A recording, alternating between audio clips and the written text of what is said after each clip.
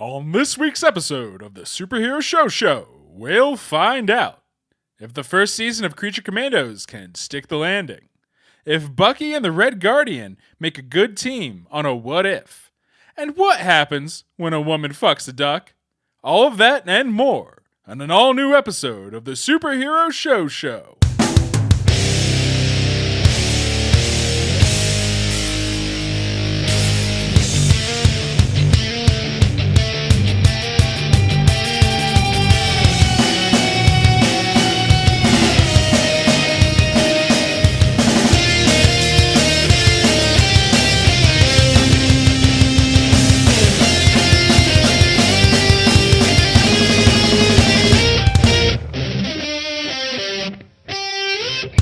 What's up, nerds? Welcome to the Superhero Show, the only podcast on the internet that has there's no science in screaming. It's just us talking about the comic book-based TV shows that we want to talk about. Will it be all of them? It might be. You don't know yet, man. Strap in and find out. My name's Ryan, and with me, as always, is Mike.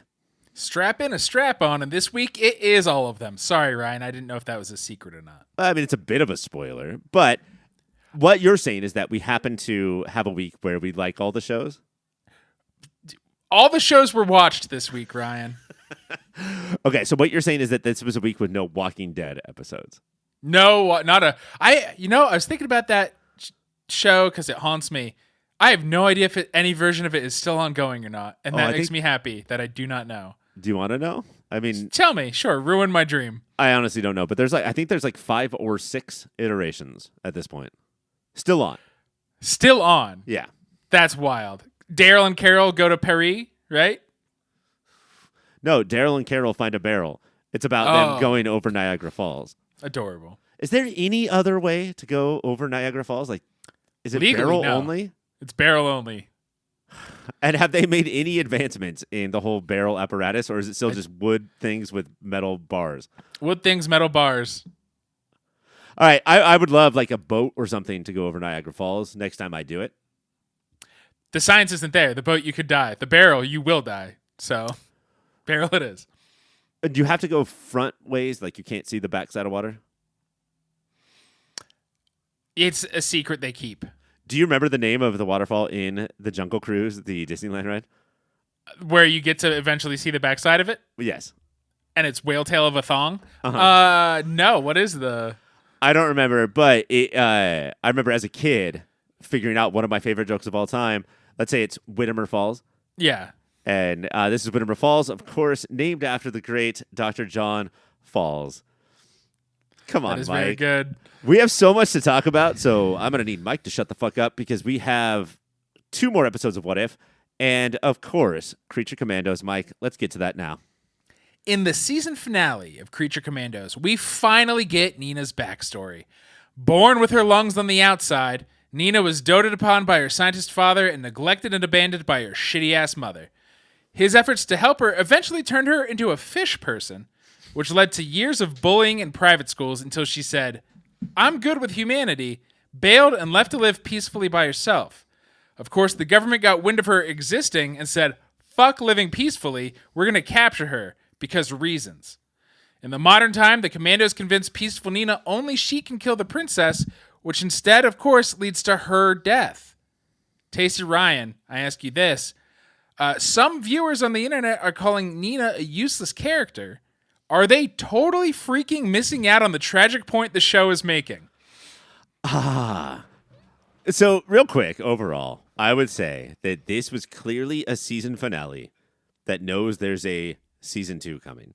And yes. I was sort of thinking that this is the worst episode of the season. To have our fan favorite Frankenstein finally find the bride only to be shot 3 times and then never heard from again is very clearly we have a second season coming. Yes. The other thing that this series did, and we've talked about this, it was a build-up, is that Nina is so, I don't want to say worthless, I want to say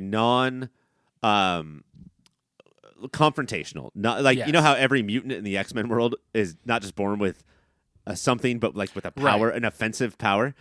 Unless you're Glob, who's an incredible cook. So I guess that's what he was born with. It was so signaling that this last episode would be Nina's backstory and what is Nina capable of as a member of the team.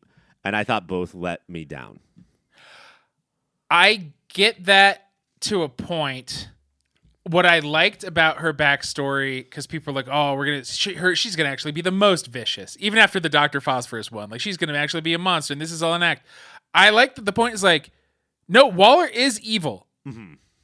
And this is like, they captured her just because she was different and then threw her on this killer team because they assumed they could make her kill. And then the other monsters coerced and tricked her into trying to kill when she has had no training to do any of that things. Yeah, she was quote unquote useless because that was the whole point the whole time. She's just a dude. Just a person. I guess that when this episode started, I was like, oh, we get to see why Nina was put in jail because it has to be for committing a crime. And I was hoping that if she killed one of the people who made her ribbit, like that wouldn't that have been great if she just slammed them in a locker? But it was like not an airtight locker and they suffocated to death. Two main bullies. One normal looking, the other just Professor X Charlie Brown. Yeah. Who was that kid? He was definitely he used to be the Jerry. He was bullied until Nina showed up, and then he started making fun of her even harder to be like, see, no, I'm one of you. So no, she just goes and she's like, she leaves her father, who is so incredible. By the way, twist. Did you see this coming? This is not like most of pop culture and all of real life. The mom leaves, and the dad is committed to the childhood. I didn't know that could happen. It's not how our lives have worked. Yeah, I haven't seen any. But like, and then even more like, you're like, okay, here's where she's gonna go nuts because cops shoot Nina's dad because again, a bunch of cops and people are there because she is living, and he goes through their bullshit barrier to be like, hey, this is my daughter, so they pull out their guns and shoot him. Mike, I gotta ask, and you've never been a cop, but how many ways are there to, like, I don't know, sort of deter a scientist with no weapons or powers or strength other than shooting him 3 times in the back? None. I think the bravest way is 3 times in the back. Oh, he ran past me to talk calmly to somebody. Probably got to shoot him 3 times in the back. And I understand that this is not a documentary, but I do think it shows how you sign up to be a cop so you get to legally shoot people. This is one of the most realistic depictions of police in pop culture. It also is one of the most realistic depictions of sea creatures because when Nina decides to take off her clothes, I finally understood the movie The Shape of Water. She got that donk. I was like, you know what? Could I hook up with a sea person? What are they called? According to the bride, monster. A sea monster. Right, a monster. Meanwhile, the Creature Commandos are finally about to kill the princess because they think that is their job. That's what they've been told. Rick Flag sort of wakes up and says that Encanto McGregor was not McGregor. Was not a real person, and Amanda Waller's like, oh, fuck. Should I do something about this? Let me find the slowest phone possible to... and the slowest teammate to go check it out with me. You've talked... I mean, a guy who is not just crippled, and I don't know if that's from Peacemaker or I don't know where he got that crutch, but also some overweight jokes here. I think Suicide Squad, but... The bride has... Peacemaker? Yeah.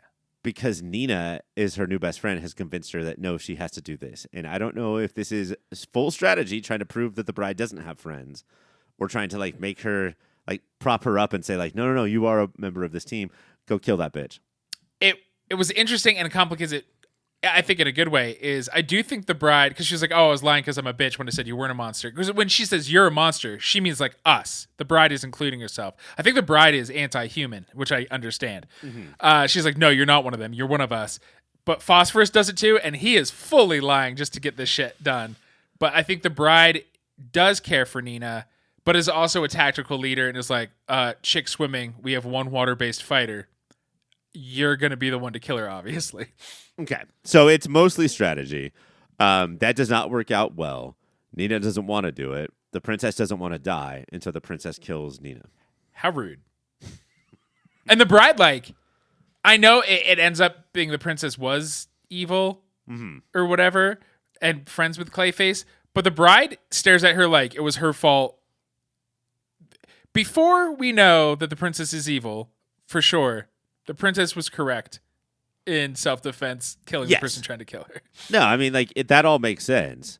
Let's get to that, though. The whole mystery of the season, with the whole, like, is the princess evil or not? And who is this monster that they have a picture of? They have a picture of, like, a freaky-looking hand. Yeah. And so, obviously, the princess has other monster friends. This was, like, I think the most poorly done part of the season. Maybe don't attempt it. Like, not every story needs one of these. Especially, it was confusing. Like, I guess it was red herring because we got a flash of Gurler Grodd in the apocalyptic vision, and then it ended up being Clayface. And that's, I think, even though there's, like, funny jokes, but my stance definitely after the finale is the in real time part of the show is the weakest part of the show. Mm-hmm. Yeah, I mean, it's a little bit of a crutch, just like that guy from Suicide Squad, to go back in time, to not worry about what's currently going on and just tell a story at whatever length you want for these flashbacks. But yeah, it is where the show soared the most. Yeah, and just like, I guess, write them separately, I would say, first. So write a tight modern story that makes sense. And I know you can do it, Gunn. You've done it before. Are you pumped, unless you want to keep talking about this, are you pumped for the new iteration of the Creature Commandos? Don't call them the Suicide Squad. With Batwoman? Yeah, I don't know who that is, but the internet wants to fuck her. Okay, man, get off the internet. I really should. I've just seen so many pictures of Hear Me Out, and it's a picture of this cartoon Batgirl. That makes no sense to me. Bulkier Iron Giant version of G.I. Robot. Uh-huh. Truly stupid King Shark, which is a bummer because it means it's not going to be Ron Funches doing his voice. Who else was in that? I think those are the big three. Is that, like, they took Nina away from us, so they had to give us back G.I. Robot, and I think those are the big three that we and then see. Weasel, yeah. And yeah, like, no, I'm excited for season 2 for sure. It's just that I would have liked a tighter bow. I would have liked a better stuck landing for season 1. And like Rick Flag, like Frankenstein in the end post credits, we see he is back with his babushka lady, or I guess a new one. Oh, you didn't see the post credits? I didn't know about this. He's because he killed the other one, so he has made a new old lady friend. I love how I'm assuming that he went through thousands of headshots of old ladies to find a perfect babushka. And they're eating sparrow dropping soup, and he goes, they're just sitting there chatting, and he's like bandaged up, and he goes, "What kind of soup is this?" And she goes, "Sparrow droppings," and he goes, "It's disgusting," and then takes like another bite of it. I'm not a chef, but I feel like that you could come up with like a different name for the soup, or as your starter ingredient, don't have it be shit. Don't have it be literal shit from a bird. Maybe eat the bird. That's meat, right? It's meat, baby. Are sparrows good? They have sparrow All ribs. birds are good. The only good bird is a bird I'm eating. Which is why you've been arrested multiple times for eating pigeons on a Subway. Yeah. Pigeons raw. at Subway. It's like, pigeons no, I don't want your... I go in, I pull out my tote full of pigeons. Some of them are still alive, and I just start biting their heads. Did you want a sandwich, sir? Oh, no, I'm good. I got my pigeons. I like the scent of your gross restaurant. Thank you. And then no button on Rick Flag. So no word on why he isn't with these, like, isn't going to be their team leader, or what his whole deal is, or maybe that he's upset that the princess was evil and then got murdered. It's a weird ending. I guess like 7 episodes is not a season. You should have like 8 or 6 or 10 or 12. Not to hate odd numbers, but like maybe one more episode would have served this season well. And the end where the bride is telling the princess how she knew, and she's like, "And that blonde guy was all these places." I guess I could go back and watch the season to see if he was. I'm not gonna. No, you're not James gonna. I remember when she looked at him and gave him a weird look, but like that's not creating a mystery, right? We have to like develop and surprise, and there's none of that here. And Clayface came in so suddenly a few episodes ago that it didn't feel like, aha, it was always the Clay. I don't know. Studio notes. Should we blame But studio isn't he notes? the studio? Yeah, at this point, yeah. But wouldn't that be an episode? All right, so episode 108. Yeah. James Gunn talking to James Gunn about how James Gunn can do better. And every once in a while, Peter Safran's like, "Oh, I think he goes, shut up. We all know who the real talent is." Moment of the week. There is a way when they are sneaking through the wall into the princess's like oasis of a pool. Dr. Phosphorus, who I call DP in my notes, grabs a guard's mouth so he can't yell, but also slowly melts through his mouth and then through the back of his neck where he's holding him. And it is pretty horrifying and awesome. Do you know what I wrote down here for this? I don't know anything about the Creature Commandos comic-wise. I don't know if James Gunn just picked up an issue and this is the team, or if you get to select the team. But maybe there's a little bit of James Gunn who picks his teammates or his team members by how they can kill. And that was Dr. Phosphorus is on the team because that was fucking horrifying. And the other thing too is that they never talked about this, but at the end of the episode, he pats the bride on the back. So he's in full control over how much phosphorus he's given out at any time. Oh, for sure. Because sometimes he burns stuff, he doesn't burn his clothes. When Weasel realizes they're going to kill the princess, he bites phosphorus, and it was terrifying. His lips and teeth were burned. They had third-degree burns. I felt so sad for that little rat thing. Because that's how I live my entire life, of just horribly chapped lips. Mouth chapped, yeah. My moment of the week is I've long talked about how I believe that in the DC universe, Marvel should be the pop culture. Yes. Because I hate when you're in the DC universe and somebody picks up a Superman comic. Yeah. That's what the fuck does that mean? And vice versa, right? Marvel, they should make a deal where in the Marvel world, there's Superman comics. Right. I don't know if that's ever going to happen, but what I will take instead is the ultimate insult is calling a DC character a Marvel character's name. And so when the bride calls Dr. Phosphorus, shut the fuck up, Ghost Rider. Yeah, that was what? You can do that? I love it.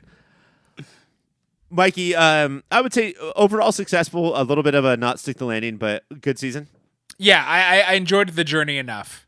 So pretty good season. Speaking of journeys and being on them and coding while you're on them and making websites while you're on them, Mike, you were texting to me this morning about a website that you have created. What is that?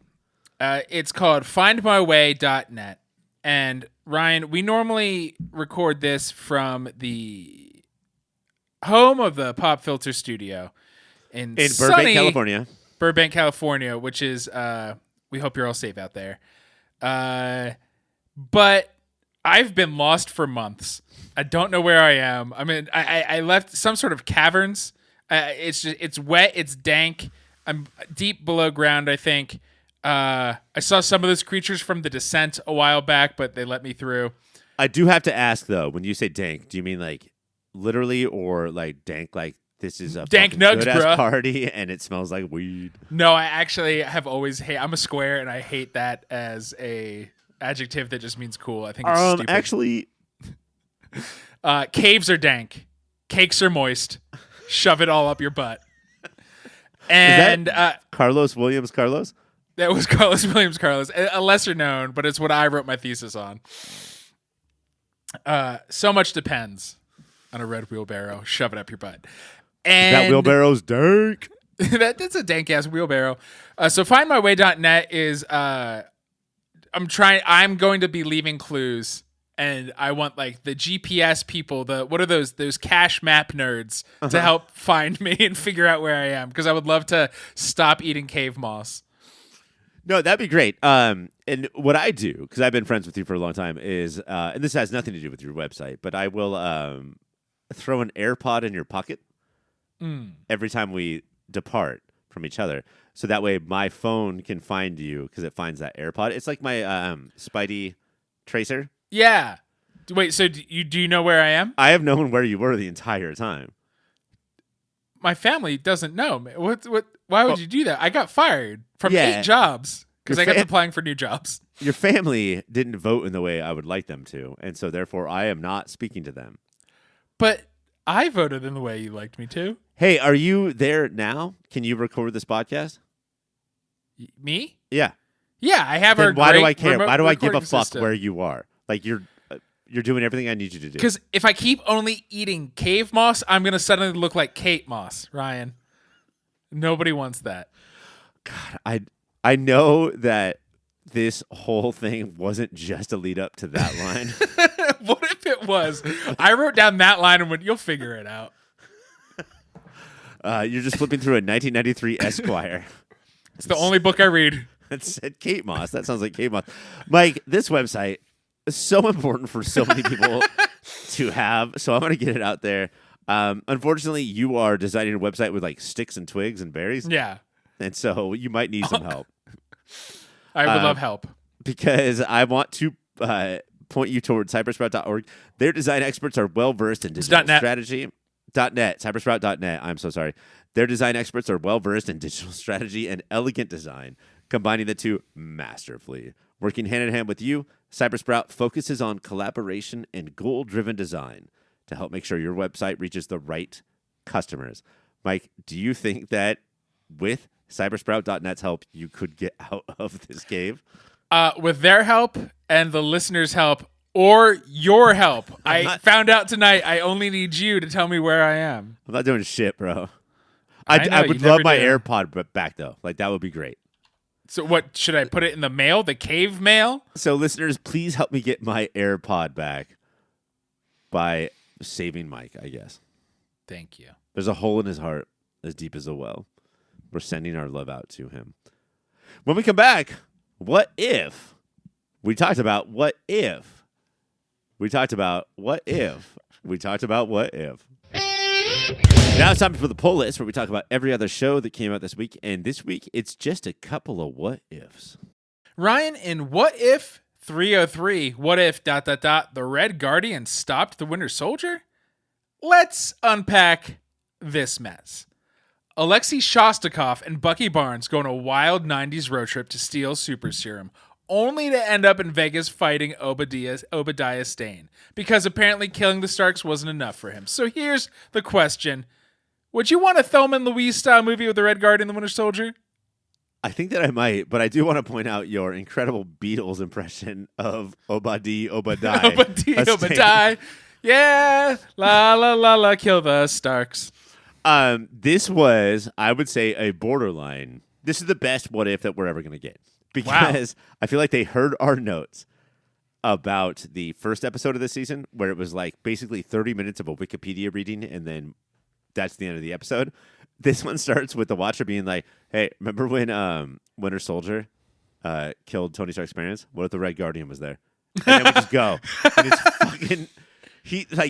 He just does it, and then we're in this world. Now, I will say that we absolutely could have had this in the MCU. Yeah. There was almost nothing, except for the intro, where Tony Stark's parents did die, that could have not been in the MCU. But it was just Sebastian Stan and David Harbour fucking riffing for 30 minutes, and it was kind of good, Mike. I bet I'm sorry. Did they get Jeff Bridges?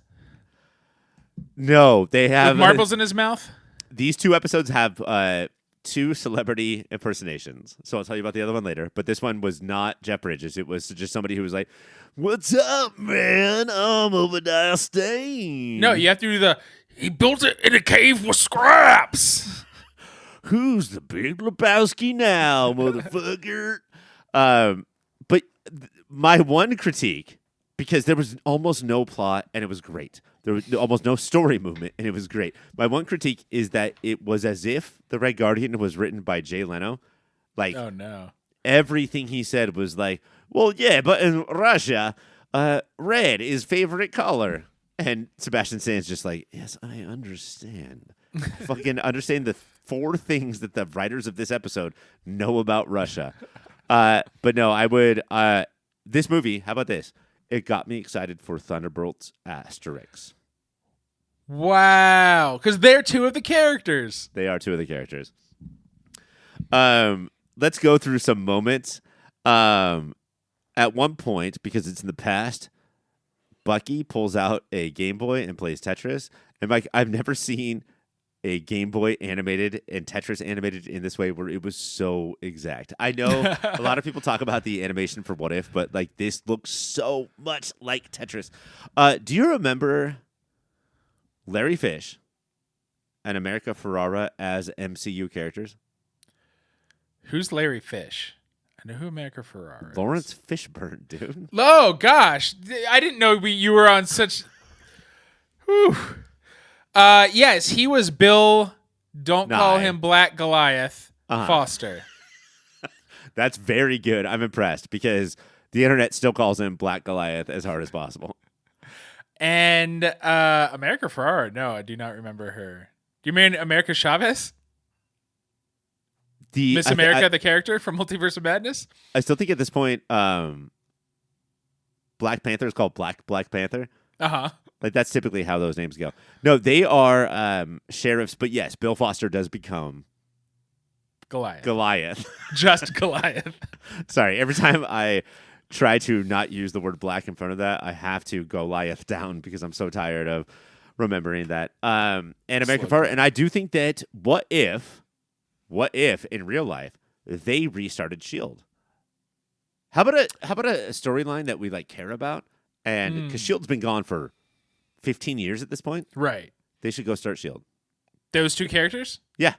S.H.I.E.L.D. the organization or S.H.I.E.L.D. the TV show? The organization. Okay. I'm so glad you didn't say or the defensive weapon. And I do want to talk about that because Red Guardian knows how to throw a shield. Does he? That's something that, like, if you've never watched Captain America or any Marvel things, you'd be like, shield, that's the worst weapon you can have. It's fucking dope, dude.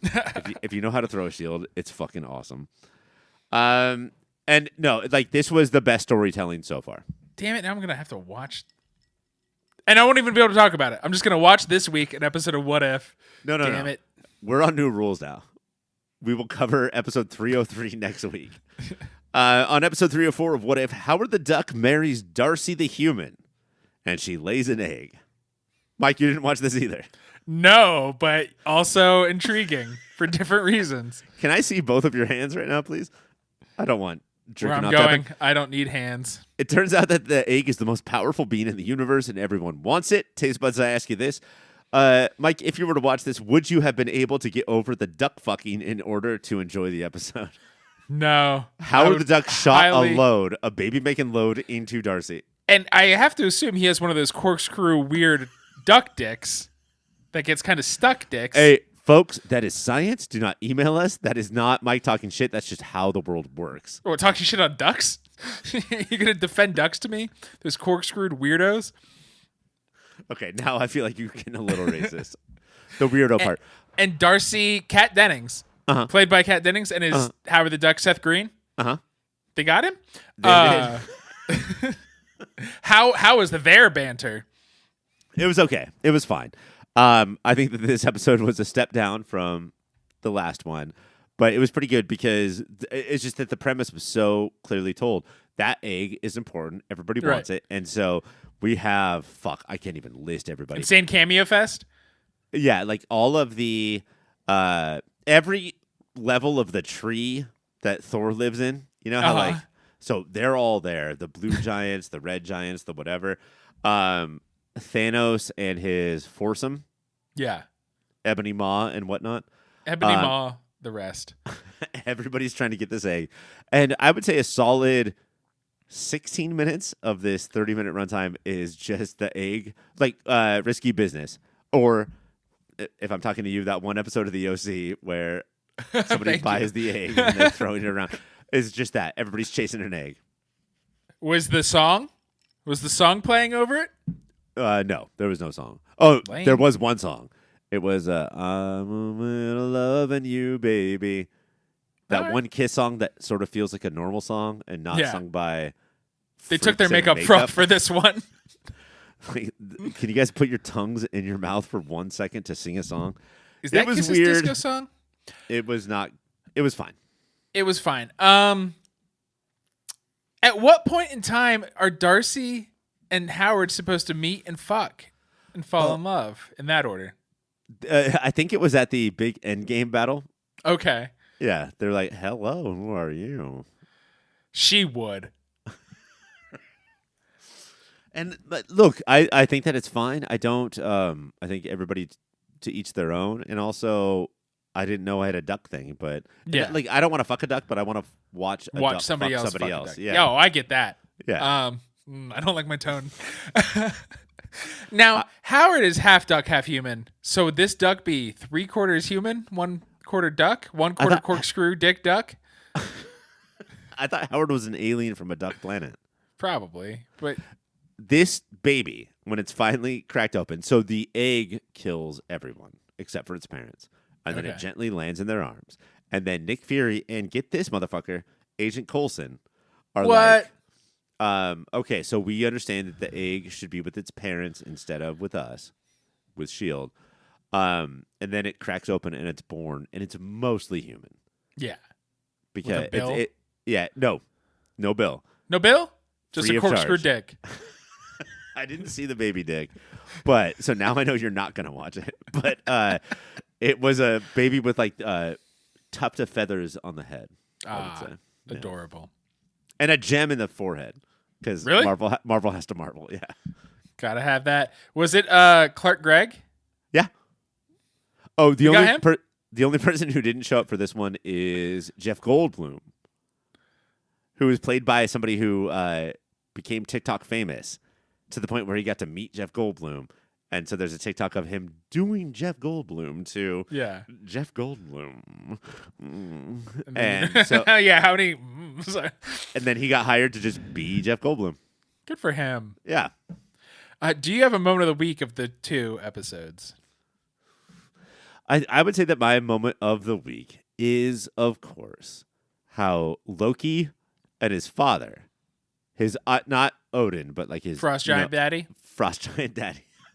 offer Darcy and Howard a week at the new hotel that they've started.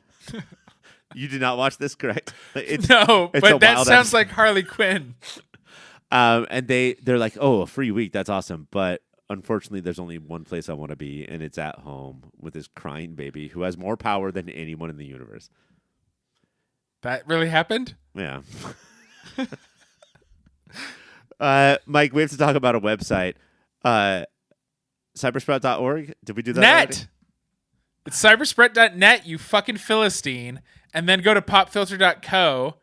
It's where all our shit is. Love it, live it, learn it. Throw a /Amazon on the back ass of that. Popfilter.co/Amazon. That bookmark that. That's how you shop now, you dirtbags.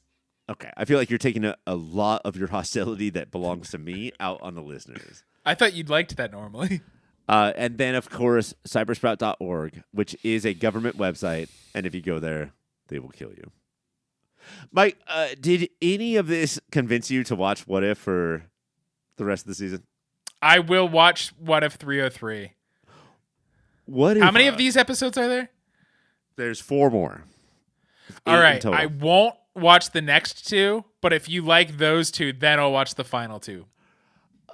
Could I convince you if I just did my Jeff Goldblum impression for the rest of the shows? Can I hear your Jeff Goldblum meet your Jeff Bridges?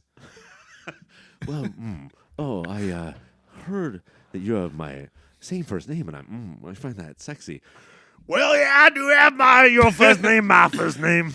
I'll say one of your impressions is much better than the other, and I won't tell you which. You should let us know what you think about Ryan's impressions on Instagram at yourpopfilter or email us contact@popfilter.co. We're also on YouTube at popfilterco. If you want to see a still, was that your Jeff over Goldblum? all the things we talk, still over all these voices. That's what YouTube's for, I guess. Over on the other feed, our sister feed, Movie of the Year. Mike, we had to take a break from your absolutely incredible 1996 season. Thank you. People were too wet, so we had to take a break. Dry them up. As much as I love wet ladies, I love when they dry up. He would never say that. To cover 2024, so that's what we're doing now. Oscar draft is out. We're out soon. A mixtape is coming. Mixtape is coming. Best horror movies of the year, albums of the year, TV shows that are comedies, TV shows that are drama, and films. So please get over there. Next week, Mike, We're going to take a break from covering the regular shows, and we're going to cover a little show called Spider-Man, the animated series.